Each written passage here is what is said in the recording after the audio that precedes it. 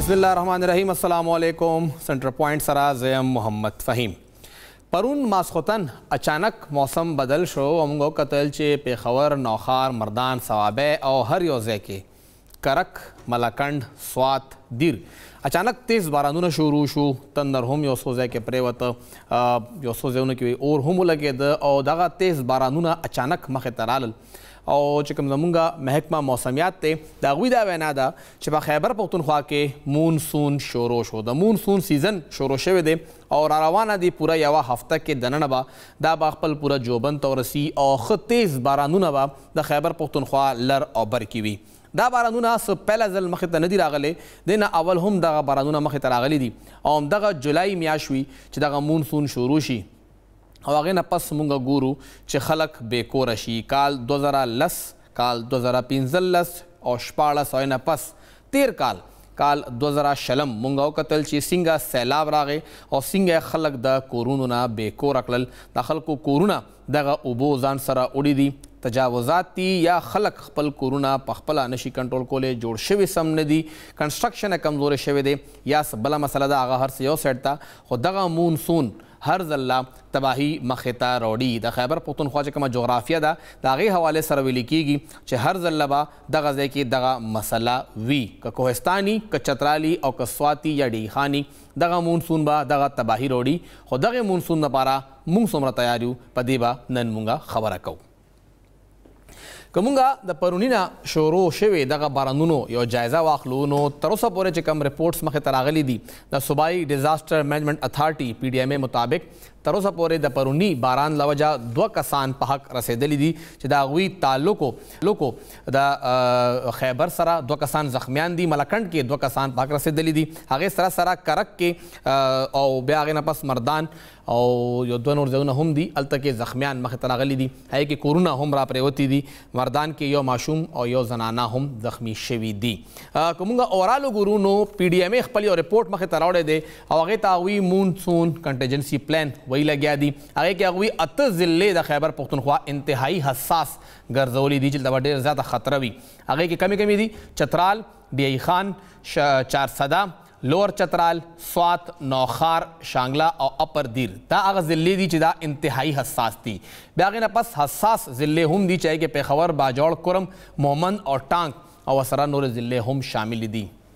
अंदाज़ा दा हुई कि देज़ अल्लाह का मूनसून राजी आगे नबा प खैबर पख्तूनख्वा की योश पेत लका खलक बा मुतासरा की टोलना ज़्यादा ख़तरा DI खान तदा चागज़े के बाद दियार लसला का खलक मुतासर कीगी बे आगे नपस पर 2 नंबर बांधे कमुंग द आबाद खबर को चिकम मुतासर की दिशी आगे के स्वाद ते लस लका खलक बा स्वाद के दगे मूनसून ना मुतासर कीगी पे खबर के बा अतल का खलक देना मुतासर शी तकरीबन 3 लका खलक विली कीगी और मुतासर कीगी 4 सदा के शपग लका लोअर दीर के सलोर लका और आगे सरा सरा नौखार के हम सलोर लका मर्दान के द्रे लका यो अतिया ज़रा बनू के द्रे लका खलक बा मुतासर कीगी दा दगे मूनसून लवजना चिकम मूनसून शोरोशो और दगा मूनसून दारावान दे दगा खलक बा मुतासर की तेज़ बारान ना सैलाब ना फसलून ना हर रंगा डिजास्टर दे की मखतरात दीशी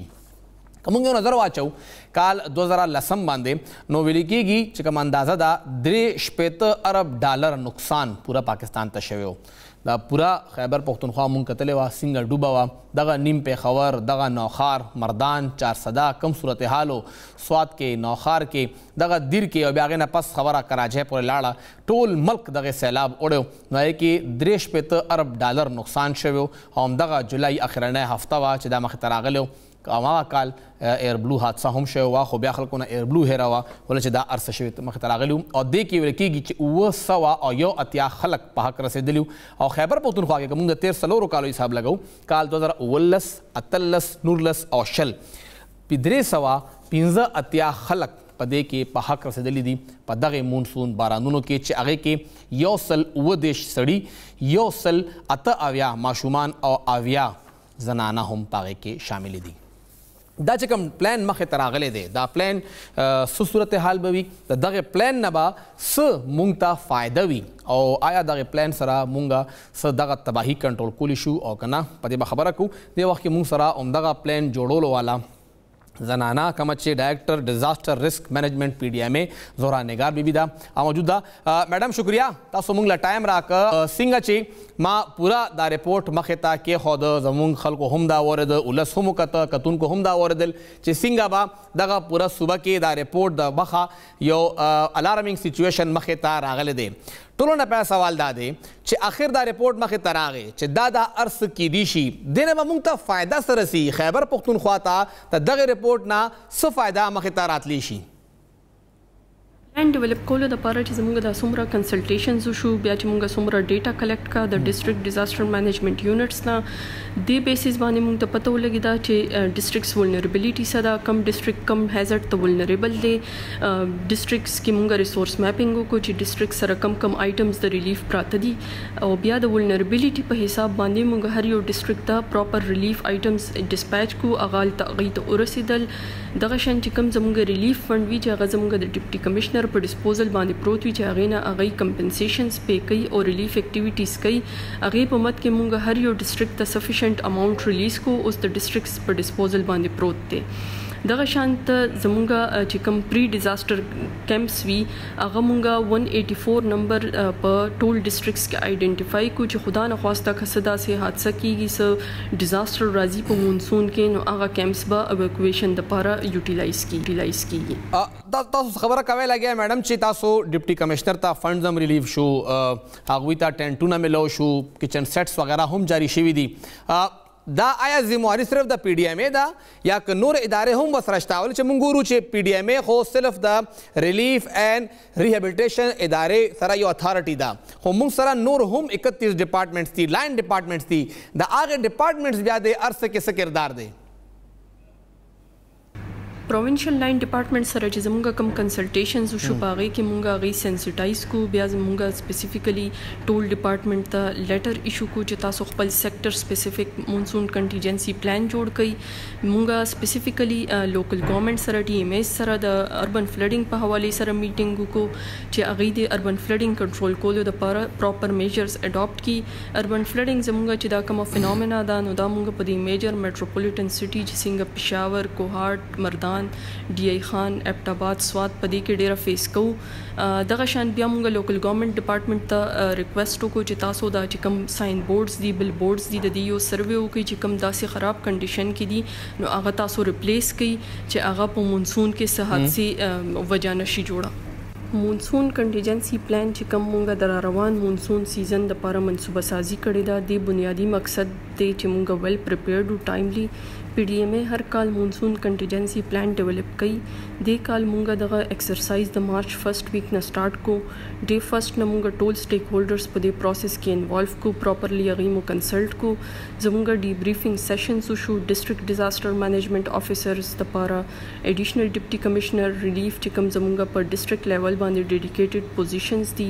دغه شان پروونشل لاین ډپارټمنټ فیډرل لاین ډپارټمنټ او هیومانیټیرین پارټنر سره زمونږ ډیبریفینګ سیشنز شو د دې ټول سیشنز دا مقصد و چې مونږ د روان پلان چې وینو دا پراپر په زمونږ لیسن لرن بیسس باندې وي او آیا چې کم لوپ هولز او کم زمونږ ویکنیسز او مخکې کلونو کې مونږ هغه شیزونه سارټ آوټ کو هغه گیپس فیلډ کو زرا بیبي دیکھیے بلا خبره هم راځي چې څنګه ما خپل ابتدایي کې ذکر وکړ چې دغه مونسون اول به هم راته خو کال 2010 نه پس لږ مونږ ډېر زیات په دې باندې اوس سوچ کوو چې څنګه به مونسون راځي څومره به نوره خطره مخې ته راوځي مونږ که کال 2010 خبره کوو آیا اورال هغې نه مونږ څه زده کړي دي 2010 فلډز چې کله راغلل نو چونکې هغه ټایم کې PDMA نه وی اسټابلیش شوی و مې بي چې هغه ټایم کې ډیره تیاری نه وته شوی پلس هغه داسې فلډز چې هغه ټول ملک کې ډیر زیات نقصان کړو بیا 2015 اونورډ چې دا کوم ګلوف ایونټس کیږي چې کوم کلایمټ چینج انډیوس ډیزاسترز دي د دې هر سنه زموږ دغه لیسن لرن دی چې اول خو ویل پریپریشن پکار دی چې موږ پراپرلی پریپیرډ او ریسورس میپینګ زموږ شوی وي ګیپس آئیډینټیفای شوی وي لوپ هولز آئیډینټیفای شوی وي هغه فیل شوی وي سارټ آوټ شوي وي د سره سترونګ کوارډینیشن میکانیزم پکار دی ځکه چې ډیزاستر چې دی نو دا ایوریبډي بزنس دی د کې صرف دانا چې پی ډی ایم ای رول دی بلکې هر یو ډپارټمنټ خپل منډیټ مطابق په دې کې ایکټیو رول پلی کوي کرنټلی زموږ په 7 میجر ریورز باندې ټیلیمیټري سټیشنز انسټالز دي اریګیشن ډپارټمنټ کولیبریشن سره او دا غي ریل ټایم ډیټا چې وینو هغه مونږ ته دلته ریسیو کیږي مونږه مانیټر کوو او مونږ ته د سچویشن پته لګي فیډرل فلډ کمیشن چې دی د اغینا مونږ ته مونسون سیزن کې ډیلی د میجر ریور فلو ریپورټس راځي دغه شین چې کوم پاکستان میټرولوژیکل ډپارټمنټ دی هغه مونږ ته سیزنل ویکلی او بیا ډیلی فورکاست مونږ سره ریپورټس شیر کوي نو زموږ یو پراپر انفارمیشن فلو وی زموږ یو پراپر کوارډینیشن میکانیزم دی زموږ چې کوم لوور ټیر دی ډیسټریکټ ډیزاستر مینجمنت یونټ اغه سره زموږ پراپر کوارډینیشن زورا بیبي هغه وخت کې خو پی ډی ایم ای نوا کال 2010 کې پی ډی ایم ای نوا خو اوس خو پی ډی ایم ای شتا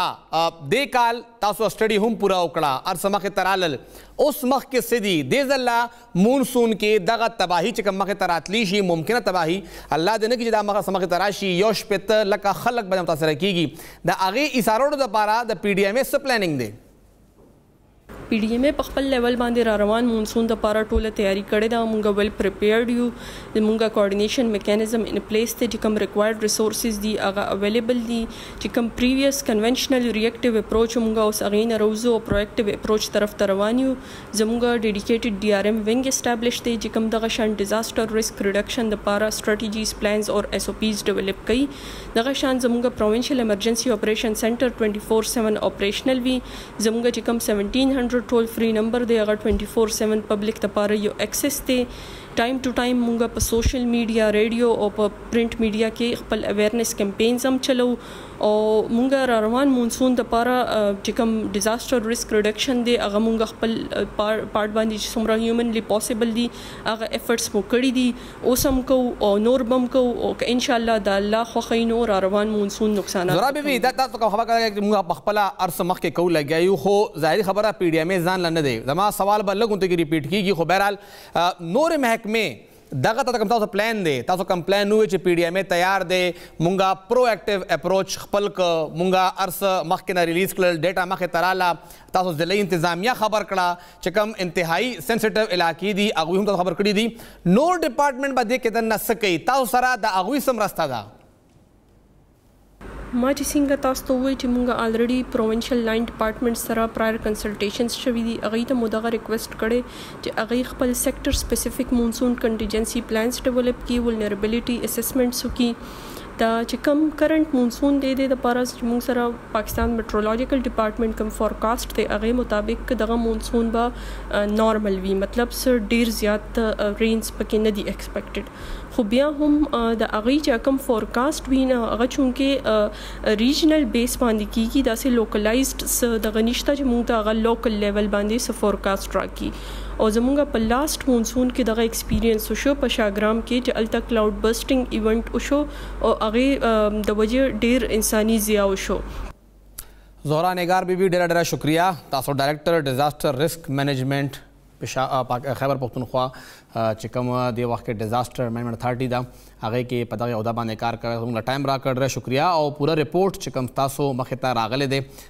رپورټ خو مخې ته راغی اصلي اوس دا خبره ده چې په هغې باندې عمل درآمد نور ډپارټمنټ څنګه کوي پی ډی ایم ای د کې یوازې ایس هم نشي کولی هغوی ځان لسه نشي کولی ضلعي انتظامیه ته ذکر وکړو چې تاسو لوکل ګورنمنټ ډپارټمنټ ته هم ویلي دي چې هغوی بل بورډز حوالې سره سروې وکړي او بلکل موږ رپورټ کړو چې دغه پیښور کې د 200 نه زیات بل بورډز داسې آیډنټیفای شوي چې هغه اني ټایم څه هم هغې د وجه نه هلته کې مسله راتلی شي او هغه تیز هوا سره راپریوتی شي خلک هم د هغې نه مړه کیدي شي روډ بندېدي شاید د نه خلک پکې زخمیان کېدی هم شي اوس په هغې باندې اکشن څومره شوی دی دا یو بله کیسه ده خو رپورټ مخې ته راغی یو شپېته لکه خلک خیبر پختونخوا کې د دغې چې کوم مونسون دی هغې نه متاثره کیدي شي نارمل مونسون دی خو هېڅ پته نه لګي څنګه پرون اچانک بارانونه رالل بیا دومره تیز باران وشو چې هغې کې 2 کسان په حق ورسېدل او 4 زخمیان هم مخې ته رالل چې په هغې کې 2 کسان چې کوم په حق رسېدلي هغه ملکنډ نه دي، 2 زخمیان د خیبر نه دي او یو زنانه او ماشوم د مردان نه مخې ته راغلي دي. بیا هغې سره کرک کې او مردان کې موږ وکتل چې هلته کې کورونه هم را پرېوتي دي، ډیمیج شوي دي، پارشل ډیمیج شوي دي خو ډیمیج شوي هم دي. مسله مخې ته راغلې ده، مسله شته دی. خیر د خیبر پښتونخوا موسم هی دغسې دی خو مونږ یو ښه پلانینګ سره ښه طریقې کار سره چې کومه یو ممکنه تباهي د هغه مونږ کنټرول کولی شو.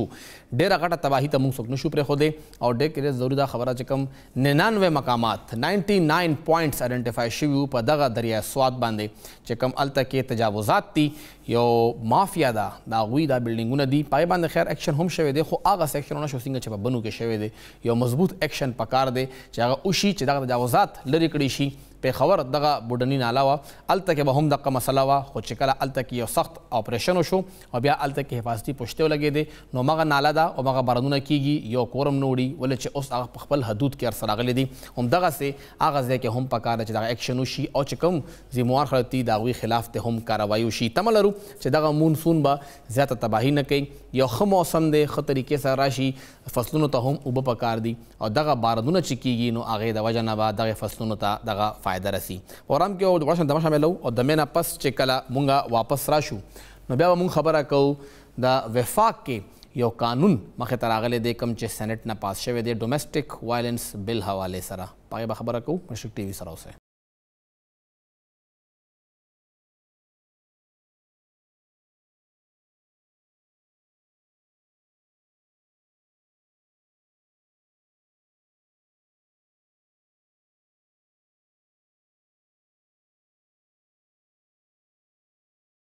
تاسو ته پروګرام کې یو ځل بیا هرکلی وایو. وفاقي حکومت لخوا یو ډومestic وایلنس خاتمې دپاره یو قانون مخې ته راغلی دی. دا هغه قوانین دي چې کوم ډېر ټایم نه ایثارو او چا هم مخې ته نه راوړل او موږ ګورو چې خیبر پښتونخوا کې هم په دې باندې کافي بحث وشو، اخره کې منظور شو. وفاق کې اوس دغه قانون ظاهري خبره ده 2 ایوانه دي، قومي اسمبلی او سینټ. نو سینټ نه ویل کېږي چې کثرت رای سره لکه زیاتره خلکو هغه منظور کړی دی او دا قانون مخې ته راغلی دی خو په دې باندې کافي اعتراضات مخې ته راغلي دي او ویل کېږي چې زمونږ لکه د خیبر پښتونخوا، د پنجاب، د سند، بلوچستان، د پوره پاکستان یا موږ به دا ووایو چې دا پوره دغه ساوت ایشیا کوم چې زموږ یو فیملی سیسټم دی که هغه نان مسلم هم دي، انډیا خبره هم موږ کوو، بنګلادیش هم کوو، خو زموږ یو فیملی سیسټم دی او دا چې کوم طریقې کار دی په دغه قانون کې چې کومې خبرې دي په دې باندې دا اعتراض دی چې دا هغه فیملی سیسټم دپاره ډېر زیات نقصاندی دی او ډېره غټه خطره ده او دا خبره موږ نه کوو. دا خبره کوي د خیبر پښتونخوا جماعت اسلامي امیر مشتاق احمد خان صاحب کوم چې د سینټ غړی هم دی او هغوی خپل پوره یو تقریر هم په سینټ کې کړی دی او هغوی دې وخت کې موږ سره ټلیفون د لارې موجود دي هم هغوی نه تپوس کوو چې هغوی اعتراضات سو او هغه اعتراضات دغه تقریر نه پس څه حده پورې منظور شو یا هغه حل کړی شو. سر شکریه تاسو موږ له ټایم راکړه او څنګه ما ذکر وکړه چې تاسو دا ویلي دي چې دغه قانون چې کوم راغلی دی مسوده راغلی ده دا زمونږ فیملی سیسټم دپاره هم آهنګ نه ده، هغې دپاره یو خطره ده. داسې کوم شکونه دي سر چې هغه دغه سیسټم دپاره یو خطرې په توګه تاسو ګوره لګیا یې؟ بسم الله الرحمن الرحیم. ډېره شکریه فیب خان، ډېره اهمه موضوع باندې تاسو نن خپل شو کې توجه ورکړې ده، زه په دې ستاسو شکریه ادا کوم. د دې بل نوم دی ډومestic وایلنس پروټیکشن اینڈ پریونشن بل 2021 او په دې کې زه یو څو مختصر د دې تعارف کوم. په دې کې دا لیکلي دي چې په کور کې دننه چې مور پلار اولاد اوسي، وروڼه خویندې اوسي، خپل خپلوان اوسي یا خدمت والا خدمتګار هلک یا جینۍ ښځه یا سړی اوسي، د دې ټولو خلکو لپاره دا بل دی. او په دې کې لیکلي دي چې سیکشوال ابیوز، فزیکل ابیوز، psychological abuse, emotional abuse, economic abuse. دا abuse که په دې کور کې چاو مو که چا سره نو دا جرم دی او دا جرم چې په ثابت شي نو د دې مطابق په 1 لک روپۍ جرمانه او 3 کاله قید او چې کله دا جرم ثابت شوی نه خو د دې جرم خطرې نو د هغه سړي چې چانه د دې جرم خطرې د هغه په لاس کې به جی پی ایس ټریکر یا د هغه په خپه کې به جی پی ایس ټریکر اچي او د کم سړي نه چې خطرې د دې وایلنس یا د دې ډومestic د غریلو تشدد نو عدالت او حکومت هغه د خپل ملکیتي کور نه بار مستې شي. زما اعتراض په دې باندې دا و چې او بل دا په دې کې دا لیکلي چې یو ښځه یو سړی خپل ښځې ته د طلاق نوم والي نظام جرم دی یا د دویم واده نوم ورته والي نظام جرم دی. زما په دې باندې اعتراض دا و چې ما دې ته دا خبره کوله چې آرټیکل 1 آرټیکل 2 آرټیکل 2A آرټیکل 31 آرټیکل 227 د دې پنځو آرټیکلو تحت سپریم لا قرآن او سنت ته او د قرآن او سنت خلاف یا متصادم قانون سازي نشي کېدی او دا قانون سازي متصادم دا خلاف د قرآن او سنت. تاسو د پاکستان د مسایلو لپاره امریکایي حل ورکوي, د پاکستان د مسایلو لپاره یورپین سولوشن ورکوي, د پاکستان د مسایلو لپاره اسلامیک پاکستانیک سولوشن پکار دی. نو دا یو خبره زما په دې کې دا و. دویمه دا و چې دې ته ما دا وایي چې تاسو دا د اسلام د خاندانی نظام حواله سره ګورئ یو دا دومره براډ سپیکټرم دی, فزیکل economical, sexual, emotional, psychological abuse. دا دومره براډ سپیکټرم د قانون واضح ہے سرګند دی دوټو کی دا خو دومره له براډ سپیکټرم جوړ کړي چې په دې کې ارڅ وکړي مور پلار کا اولاد ته وایي چې بای دا غلط کار مکوه او په سختۍ دا جرم جوړه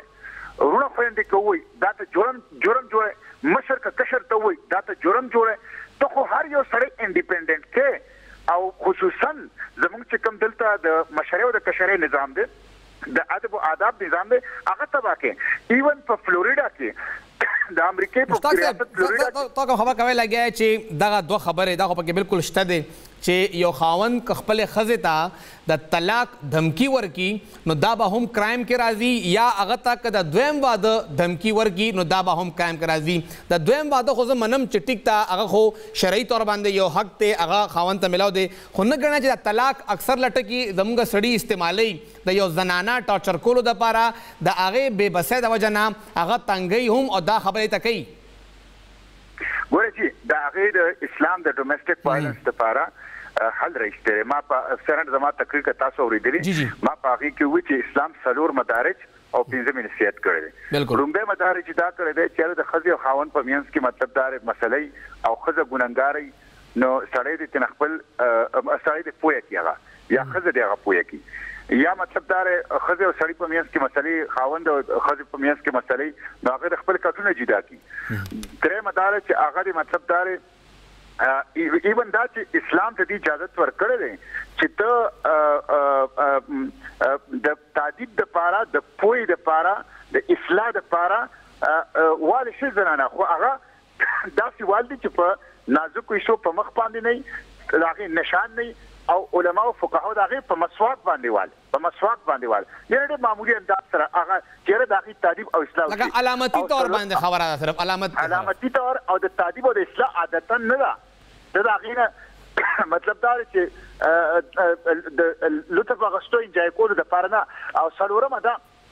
چې د خځې او خاوند په خپلو کې فرض کنه جوړیږي څنګه چې تاسو خبرو کړله نو قران وایي چې یو حکم د خځې د خاندان نه ثالث او یو حکم او ثالث دا د سړي خاندان او دوه دي کینی دا مسله د حل کی او بیا د حکم ته قران حکم کړی د الصلح خیر په صلح کې خیری اسلام سکیم دا د اسلام چې خاندانی نظام دا د بنینوي انسان بنیادی یونت د بقا او په هر طریقه باندې دا پروټیکټ کی او دا بچ کی د تنازعاتونه جبکې د مغربي تهذیب سکیم دا دی چې خاندانی نظام کولیپس کی او انډیویډوالزم انفرادیت هر یو سره ازادي هر یو سره انفرادي ژوند تیری نو دا د اسلام دغه اصولو خلاف په دې وجه ما دي ته وې چې دا تاسو د آرټیکل 229 تحت دا تاسو اسلامي نظریاتي کونسل ته ولګي چې ټول مکاتب فکر علماي او الته کې ماهرین شریعتي او د اخیر ایواله د اخیر رای نه پس په دی باندې قانون سازي نو سر سېنات خدا پاس ک اکثریت سره اوس مخ کې سدي حکومت آیا تاسو دا خبره تیار دي چې وورو چې دا اپوزیشن سوي لګیا دا او آیا دا قانون کې سم مسلې چې هغه ممکن یو ځای او دا حل کو دي کې خبره هم شته لکه چې یو سړی خپل خزه مجبوري چې هغه زنا طرف تلاړ شي نو دا هم جرم دی دا چې دا فرست ټایم وکړه مخ کې قانون کې شته یا نه د نیم خبر خو دې قانون کې دا هم شته دی چې هغه خپل خزه نشي مجبورولې چې هغه لاړ شي او زنا وکي نو لکه دې کې خبره هم شته نو دا چې کوم خبره په ذکر وکړه چې دا غلطي دي دا خکولو لپاره آیا حکومت سره تیار ده؟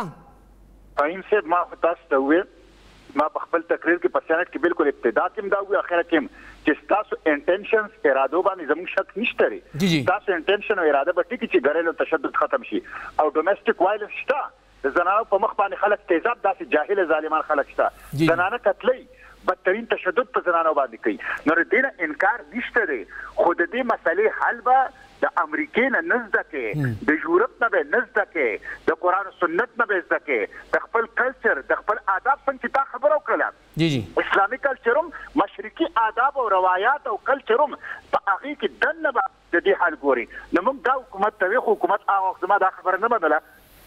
او اوس چې کله ستاسو خوندې خلکو په میډیا کې په دې خبره وکړه زه شکریا دا کوم ستاسو د اوریا مقبول جان د مفتی عدنان کاکا خیل د مفتی طارق مسعود او د سره مولانا زاهد الراشدی صاحب او یوټیوب او سوشل میډیا باندې چې کوم اکټیویسټ دغه شکریا دا کوم چې هغه دا خبره دومره اوچته کړله چې ما په سند کې دا تجویز ورکړ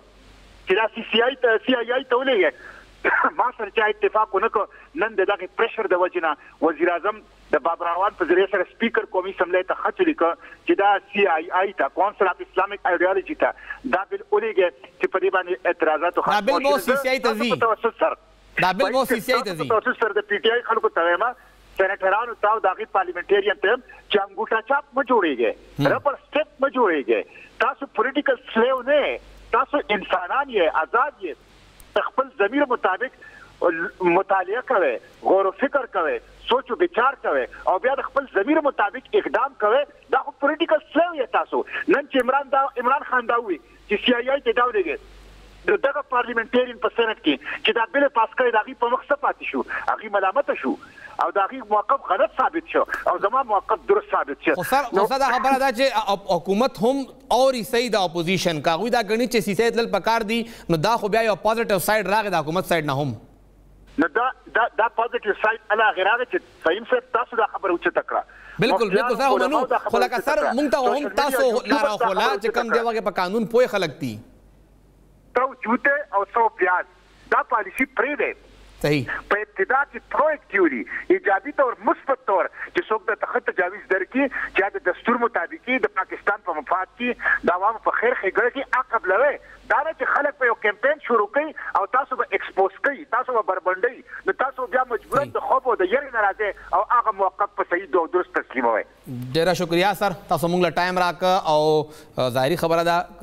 یو سېنیټر په فلور باندې ودرېږي او خبره کوي او هغه بیا دلیل سره خبره کوي نو بیا همدغه خبرې دي چې حکومت هم بیا مجبوریږي چې او د کس دا خبره کړې ده او خبره صحیح ده چې موږ هم بیا هغه خبره باندې اکشن واخلو او څنګه هغوی ذکر وکړه چې ښې خبرې هم د قانون کې شته او هغوی ومنل چې او ډومېسټک وایلنس شته دی دې نه موږ سترګې نشو پټولی خو دغه ډومېسټک وایلنس ختمولو دپاره به موږ حل راوباسو زموږ په دغه اسلام کې چې کوم حل دی هغه نه به مونږ یورپ ته ګورو نه به امریکې ته ګورو دغه پېښور کې دوه وړاندې کیسه هم مخې ته راغله چې څنګه د جایداد په حواله باندې یو ورور راغی دوه ورونه رالل او خپله خوره څنګه وهله وټکله نو دغه ارڅ زموږ په دغې پښتنو په سیمه کې چې کوم دغه غیرتمند دي او ځان ته ذات غیرتي وایي هغوی دا ارڅ کوي لګوي چې خپلې خور له په خپل جایداد کې حصه نه ورکوي کوم چې هغې له اسلام ورکړې ده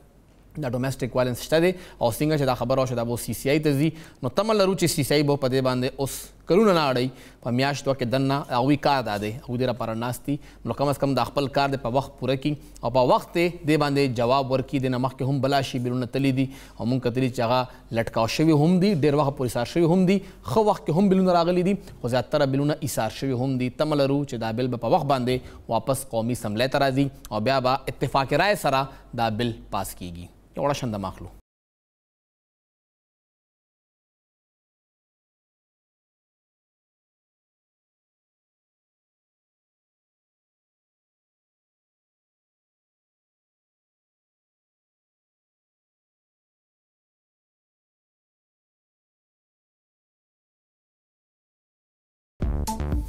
تاسو ته پروګرام کې یو ځل بیا هرکلی وایو او اکثر لا دغه ګیله کوو چې کله هم زمونږ پلانینګ کیږي کله هم موږ څه کار کوو نو هغې کې موږ د ماحول خیال نه ساتو او دغه وجه ده چې پېښور یو وخت کې د دنیا دویم ټولو نه زیات آلوده ترین ښار جوړ شوی و حالات ورخه شو د کرونا چې کوم څه مثبت اثرات دي هغې کې دا هم دي چې په دغه دنیا کې چې کوم یو پولوشن و دغه انډسټریلسټ چې کوم و د هغوی چې کوم پولوشن شروع کړی و هغه څه حده پورې کنټرول شو خو هغې سره سره موږ ګورو چې اوس حکومت لخوا هم داسې ګامونه پورته کېږي لګیا دي چې کوم مختلف زمونږ د ماحول سره مینه لرونکي پوه خلک دي هغوی یو پریشر ډیولپ که ورکینګ ګروپ یې جوړ که او هر یو ځای کې هغوی آواز اوچتوي چې حکومت کم ځای کې غلطۍ کوي هغوی ورته هغه آیډنټیفای کوي او د هغې د وجه نه موږ ګورو چې په خیبر پښتونخوا کې پهله ځل یو نوې نوم مونږ واورېده چې هغې ته وایي زیګ زیګ ټیکنالوجي کومه چې دې وخت کې په مختلف په د کوم د زموږ خلکو بټۍ دي هغې کې دننه به استعمالیږي دغه زیګ زیګ ټیکنالوجي څه ده څنګه به دا استعمالیږي د دې به فایده څه وي لکه که دغه مونږ بټیانو ته ځو نو مونږ خو همدغه وړکوړ نه کتلي دي چې هغه ځای کې اور لګېدلي وي خښتې پکې پخېږي او خلک هلته کار کوي باونډډ لیبر دا یو غټه مسله هم هلته شته دی خو د زیګ زیګ ټیکنالوجي باندې ځان پویول او ستاسو پوهې دپاره مونږ تکلیف ورکړی دی زموږ میلمه دې وخت کې مونږ سره سکایپ د لارې موجود دی ډاکټر آصف خټک صاحب کوم چې دې وخت کې د پېښور یونیورسټۍ کې چې کوم انوایرمنټ ساینس ډپارټمنټ دی هغې کې دې وخت کې ټیچنګ هم کوي لګیا دی او ماهر ماحولیات هم دی ډاکټر صاحب ډېر شکریه زموږ ټایم راکړم او څنګه ما ذکر وکړه چې زما د پوهې دپاره هم او د کتونکو د پوهې دپاره هم زیګ زیګ ټیکنالوجي دا څه شی دی او پېښور کې چې شروع شوې ده د دې به اثر څه وي د پېښور خلکو دپاره د پېښور ماحول دپاره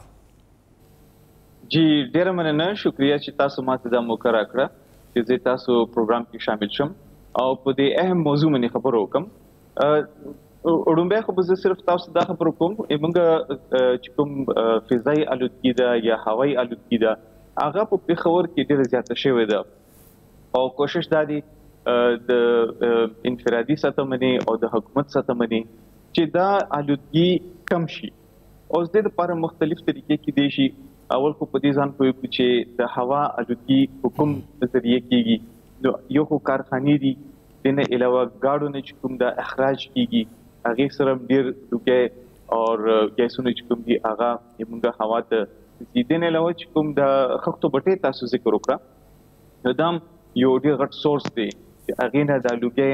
او هغې کې ګیسونه وي مختلف وړوکي ذرات وي چې هغې ته موږ پارټیکولیټ میټر وایو د هغې سره موږ هوا الوده کېږي او د انسان صحت باندې ډېر ډېر مضر اثرات دي اوس که تاسو وګورئ په خیبر پښتونخوا کې تقریبا 1000 د خښتو بټۍ دي 1000 او تاسو کوم د زیګ زیګ ټیکنالوجي خبره وکړه نو دا دراصل یو ټیکنیک دی یو طریقه ده چې په دې خښتو بټۍ کې د خښتې په کوم طریقې باندې سټاک کېږي نو پخوا چې کوم ټیکنالوجي وه هغې ته سټریټ لاین ټیکنالوجي وایي دې مطلب دا دی چې کوم خښتې سټاکس دي هغه خښتې به دې سیده سیده لګولي او بیا به په منځ کې لاره پاتې کېدله هوا دپاره یا هیټ دپاره اوس په زیګ زیګ ټیکنالوجي کې دا خښتې چې کوم دي نو هغه د زیګ زیګ یعنې کوږ راکوږ ولګي په دې خښتو بټۍ کې او هغې سره چې کوم دی دا لارې چې کوم دي هغې تعداد کم شي چې کوم کې هوا یا کوم کې دا تاو یا هیټ تېرېږي نو هغې سره فایده دا وي چې موږ چې کوم د اخراج دی هغه ډیر کم شي نو په دې زیګ زیګ ټیکنالوجي کې چې کوم د هوا راوړلو نظام دی هغه ډیر اهم دی په دې کې غټ یو فین لګېدلی وي پکې لګېدلی وي چې هغې سره بلو کېږي هوا چې کوم ده نو هغه موږ خو ګورې خښتو بوټو کې کویله اچوو نو هغه کویله چې کله سوځي نو هغې سره دا سوځېدل چې کوم دي هغه انکمپلیټ وي په سټریټ لاین ټیکنالوجي کې د هغې سره تور لوګی چې کوم دی هغه روزي او اخراج پکې ډېر زیات وي د کاربن والا خو په زیګ زیګ ټیکنالوجي په دې کې چې کله موږ دا بلور ولګو غټ پکې پکې ولګي نو هغه چې کله هوا او اکسیجن پرووایډ کېږي د کمبسشن پروسس کې نو دا کویله چې کوم ده اوس دې هغه سوځېدل پوره شي هغه انکمپلیټ نه وي نو هغې په وجې د کاربن اخراج ډېر زیات کم شي یعنی 30 نواله 40% پورې د کاربن اخراج کوم دی هغه کمیږي نو هغه لوګی چې کوم دی نو هغه موږ ته تور نه ښکاري زیاتره سپین لوګی وي او دې بله غټه فایده چې کوم ده هغه دا ده چې د خښتو چې کوم پخېدل دي نو دا کاربن هغې سره اونخلي ځکه چې هغه خو چې کومه خاوره کوم خټه ده هغه لمدوي نو دا کاربن چې کوم دی هغې خښتو سره اونخلي د هوا سره او هغه د سټاکس یا د چمنیز نه پاسه ریلیز کېږي نه یعنې اخراج نه کېږي نو دې سره موږ فضا چې کوم ده هوا چې کوم ده هغه مصطفی پاتې کیږي نو د زیګزیګ ټیکنالوژي دا یو داسې ټیکنالوژي ده چې هغه ټول د خښتو بټو کې په کار دي چې هغه انټروډیوس شي او تاسو که کتلي وي دا ریسنټلی یو څو ورځې مخکې موږ چې کوم انوایرنمنټل پروټیکشن ایجنسی دا او د حکومت چې کوم ماحولیاتي ډپارټمنټ دی نو هغه یو خښتو بټې ترانسفورم کړی دی چینج کړی دی او هغه کې د زیګزیګ ټیکنالوژي شروع کړی دی سر دا راته وایي کوم ذکر کوي لګیا نو دا خو غټ ساينس نه دی راکټ ساينس نه چې دومره ګران کار به چې مونږ دانه شو کولې دا خو انتهایی اسانه طریقه ده صرف لږه شانته پویا پکار ده چې هغه مونږه دغه د بټې چې کوم مالکان دی لور کو او بل خبره چې دغه پویا مونږ غیله ورکو او دغه زیګزیګ ټیکنالوژي راشي تاسو د هوا خبره خو کړه خو چې کوم الته مزدور کار کوي لګیا دی د هغه لپاره دا زیګزیګ څومره ضروری ده او جی دا خو تاسو ډیر اهم سوال کو دراصل چې کوم سټریټ لاین ټیکنالوژي ده چې کوم پخوا او موجوده استعماليږي لګیا دي په خبر پښتونخوا کې نو هغه کې دا کویل چې کوم دا هغه په دې بټو کې پاس نه چول کیږي نو چې کوم مزدوران وي نو هغه ته ډیر زیات هیټ ریلیز کیږي او ډیر تاو کې هغه کار کوي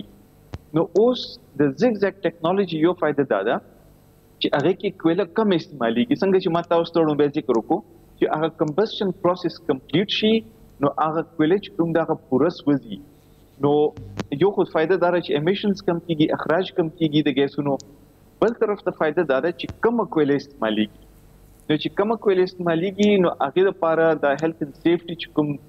یو امپورټنت اسپیکټ دی نو الته چې کوم مزدوران دي خلک دي هغه لپاره نسبتاً هغه د خښتو بټې د پاسه چې کوم ټمپریچر هغه نسبتاً کم شي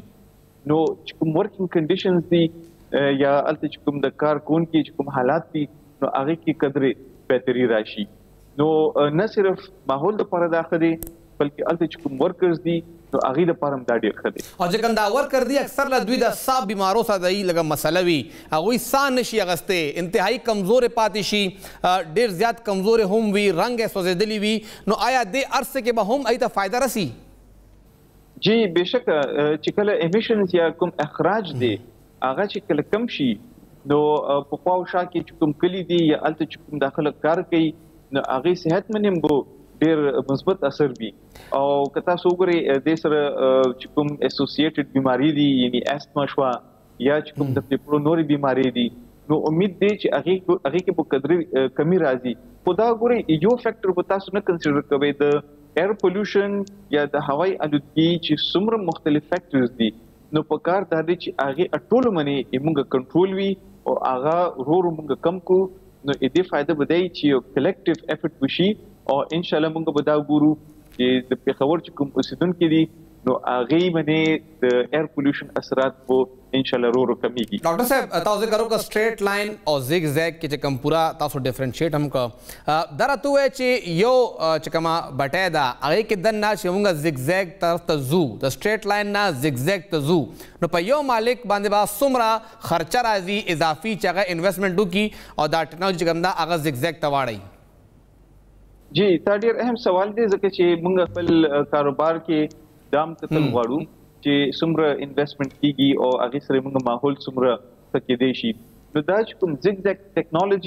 ټیکنالوژي دا نو دا په د پنجاب صوبې کې امپلیمنٹ شوی دا او الته حکومت دا اعلان کړی دی چې څومره د خښتو بټې دي نو هغه ټول سټریټ لاین نه زیګزیګ ټیکنالوژي ته کنورټ شوی دي بدل شوی دي نو په دې باندې خو کتا سوګره ایکسترا کاست کوم دی چې کومه خرچه ده هغه د بلور وی نو هغه د پاور سپلای وی چې کله دا غټ بلور ولګي دا خو ډیره غټه بټې وی کنه چې نو ډیره غټ پاور ورته پکار دی غټ فین ورته پکار دی او دینه علاوه کیپاسټي بلډینګ کول یعنی د کوم التخلق کار کوي هغه په یول دي چې دا موږ په کوم طریقې سره د حق ته موږ سټاک کوو څنګه به لګو نو on the average تاسو دا ویلی شي چې تقریبا 10 لک روپۍ چې کوم دي on the average دینه کمم کې دي شي زیاتم کې دي شي دا انویسټمنټ پکار دی چې هغه زیګزیګ ټیکنالوژي ته دا خښتو بټې وړي او سره کوم دا خبره کو لګیو د امپلیمنټیشن یو کې هو لګی دا خو 900 او 990 پاتې دي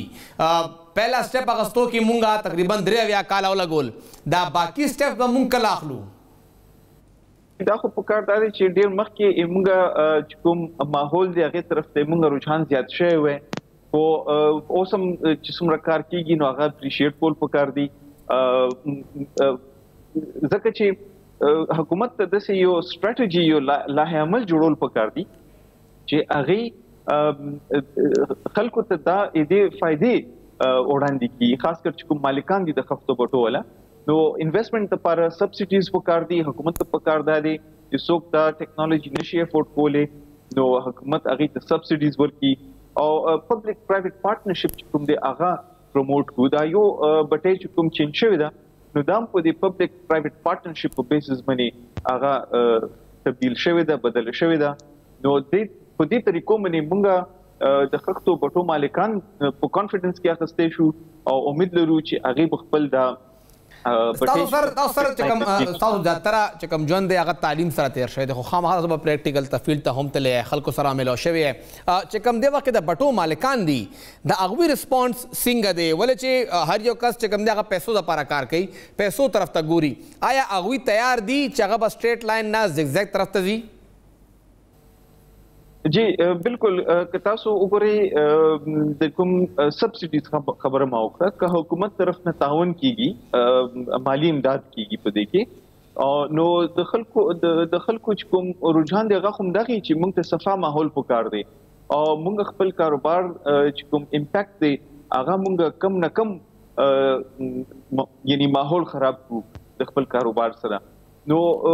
ما دا خیال دی چې خلک موږ اوس ماحول طرف ته پام ډیر زیات دی او که حکومت ورته انسنټیوز ورکړي. بلین ټری سونامي باندې هم کافي کار کړی دی مونږه. جی بلین ټری سونامي چې کوم دی نو هغه که تاسو وګورئ نو یو ډیر غټ پروجیکټ وو، بېشک هغه کې څه شارټ کمینګز وو، اوورال که تاسو وګورئ نو موږ صوبې دپاره یو ډیر غټ سکسس سټوري ده او همدغه پروجیکټ چې کوم دی هغه اوس پوره نېشنل لیول باندې هغه 10 بلین ټری سونامي پروګرام په شکل کې هغه امپلیمنٹ کیږي. نو که موږ خپل طرف نه کوشش وکړو نو خپل ماحول بهتر کوي شو. ګورئ موږ چې کوم ماحول دی هغه که صفا نه وي نو موږ خلک به متاثر کیږي،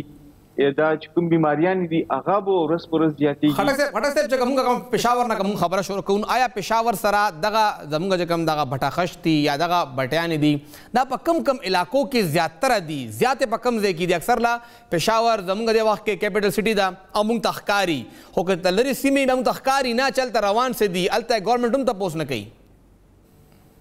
جی زیاتر خښتې بټۍ چې کوم دي نو هغه پېښور نه بهر که تاسو روډ وځئ نو هلته ډیر زیات دي، خاص کر موږ ګورو د متنو سایډ ته ډېرې جی کوارټ روډ باندې او دا ډسټرکټ پېښور کې راځي. بیا داسې که تاسو وګورئ خواوشا کې د مشرق طرف ته هم د خښتو بټۍ دي. نو که موږ دې جایزه والو نو په دې علاقو کې د خښتو بټو نه چې کوم اخراج کیږي نو هغه ډیر زیات خطرناک دی او دا علاقې ډیر زیات متاثر شوي دي. خاص کر تاسو چې مخکې ذکر وکړو موږ هغه خلک متاثر کیږي چې کوم هغه کلو کې نږدې اوسي نو بظاهره خو موږ ته دا زراعت نه ښکاري، دا خو ډیر واړی مایکروسکوپیک وي، ډیر زیات واړه وي. خو چې کله دا موږ صاف ذریعے پیپرو ته لاړ شي نو هلته مختلف بیماریانې ځینې جوړیږي او بیا موږ هسپتال ته ځو. اوس موږ دې هسپتال ته تللو سره چې کوم د هیلث برډن دی هغه په صوبې باندې زیاتېږي، ځکه چې ډېر زیات کاسټ چې کوم دی موږ هغه هیلث سروسز کې هغه استعمالېږي لګیا دي. لکه تاسو دا وایئ چې موږ په هیلث باندې پیسې لګولو په ځای باندې که دغه چې کوم وجوهات دي هغه کنټرول کو نو زموږ ډېر بجټ به هغه هم هغې حوالې سره بچ شي. شکریہ سر، تاسو موږ ټایم راکړه، قیمتي وخت مو. زموږ کوشش دا ډاکټر امجد علي صاحب کوم چې ډایرکټر جنرل دی د انوایرمنټل پروټیکشن ایجنسي خیبر پښتونخوا، هغوی هم موږ سره پروګرام کې شرکت کولو، خو غالبا چې ته مصروفه دي هغوی ځکه هغوی سره هغسې رابطه ونه شوه. او څنګه ډاکټر صاحب ذکر وکړو، ډاکټر آصف خټک صاحب چې دغه بټاخش چې دي دغه چې کوم زموږ خلک دي هلته کار کوي د هغوی صحت دپاره هم ډېر زیات ضروري دی. موږ خپل په خپله خو ساه اخیستل غواړو صفا چې موږ ته دې وخت کې انوایرمنټ صفا میلو شي، د موږ دې وخت کې ساه اخیستو لپاره خو دا کاربن کنټرول کول غواړي، خو هغوی دپاره هم ډېر ضروري دی چې هغوی کوم ځای کې کار کوي کم چې د هغوی د وخت کې مزدوري ده نو هغه ژوند د هغوی مخکې لاړ شي د سا بیماریانه ډېرې زیاتې کامن دي استما هغوی ذکر وکړه چې هغه خلکو ته دي خلک بیماران دي خو د خلکو بیا بحالي هم زموږ څه ذمواري جوړیږي او دومره زیاتې پیسې پرې نه لګي ډېر مینیمل کاسټ دی که دغه 1000 بټه چې کوم بټۍ دي د خښتو هغې کې دننه مونږ دا یو سټپ اخیستل هم شروع کړو او که هر کال زیات نه که مونږ د 100 نه هم شروع کړو نو بیا به هم مونږ ته 10 کاله لګي دغه زیګزیګ طرف ته یا که مونږ آسان قرضې ورکړو نو بیا کېدای شي لږ ضرور شي هغې نه هم کم وخت لګي 2 3 یا 4 کالو کې دننه مونږ دا ټولې بټۍ چې دي هغه زیګزیګ ته راواړو لږ غونته کې ټیکنیکل دی څه زیاته خرچه پرې نه راځي او شروع د پېښور نه وشوه همدغه ای پی ای شروع وکړه او ای پی ای به بیا دا مخې ته ویب سایټ کې کیدای شي نو په خیبر پښتونخوا کې ولې نشي کېدی او مونږ هم په خیبر پښتونخوا کې شروع وکړه تمه لرو چې ډېر ژر به دغه پوره خیبر پښتونخوا کې څومره هم بټۍ دي هغې کې به دغه زیګزیګ ټیکنالوجي پروګرام وخت ختم دی اجازت راکړئ د الله پاک